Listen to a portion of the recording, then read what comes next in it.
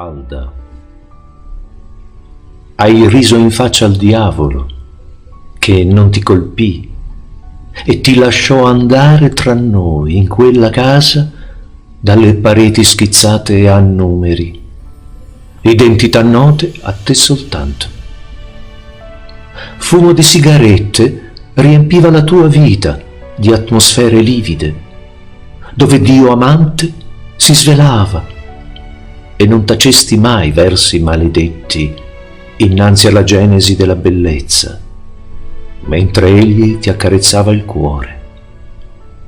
Felice hai affrontato quei giorni d'amore contati con la clessidra del tempo breve, in quel silenzio che fa rumore e nei versi che brillano più di una dorata cupola di stelle. Del corpo non demolisti mai le mura, ma deliri amorosi hai eretto, malgrado le memorie del manicomio e gli insulti, le pedate, il buio dei pensieri che la vita ti diede per costringerti in dolore creativo a scoprire la morte, i sogni